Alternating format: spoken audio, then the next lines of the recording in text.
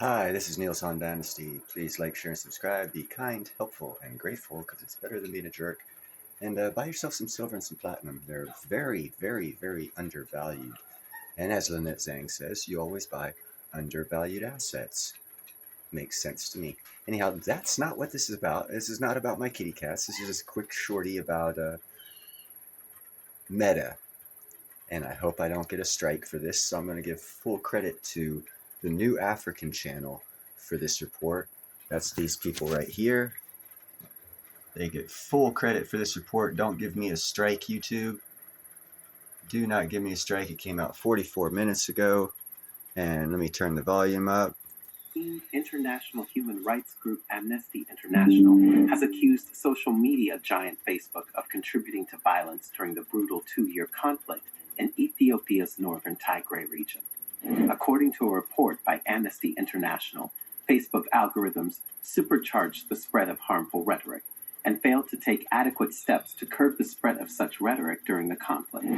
Former Nigerian President Olusegun Obasanjo, who is now the African Union's peace envoy, estimated that 600,000 people died during the conflict, with reasons of death attributed to combat, malnutrition, and poor health care. The violence ended over a year ago when a peace accord was negotiated between the federal government and the Tigray People's Liberation Front, TPLF, which rules the Tigrayan region.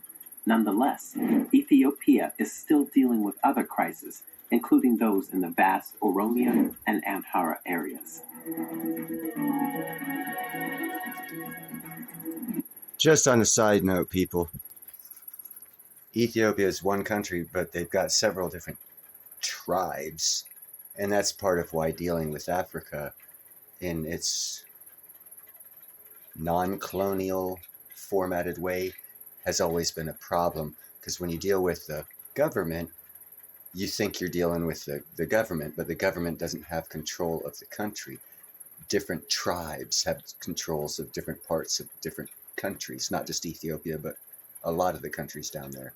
They're trying for centralized government control in these countries. Some have successfully done it, others not so much. That is a problem if you do decide to invest in Africa. Look at that as just that, a road bump, something you have to look forward to. You know, look in advance, get to know the problems, overcome them, still make your investments, and drive forward. Knowledge is power. Become knowledgeable before you make any investment. I'm not a financial investor. Back to the show.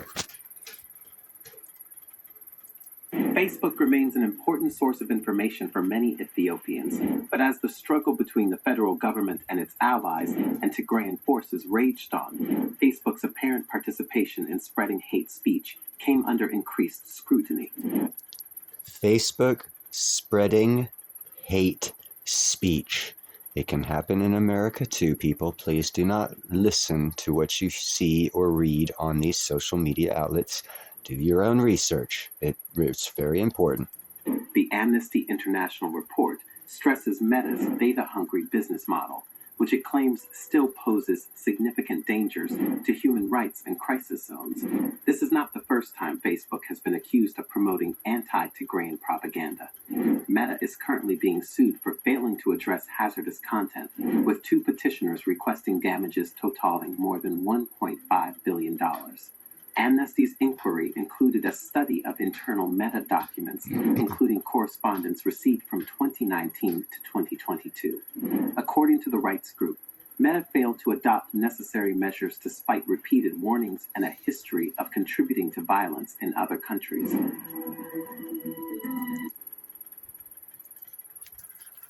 Like I said, it was going to be a quick report. Just realized that these social media, you might love Facebook, whatever. Be careful, because the people who run them, like Elon Musk said about Twitter, they could be toxic to our society. And it appears, I am not accusing anyone, but it appears from what evidence is out there so far that Facebook is the problem. You guys have a nice day.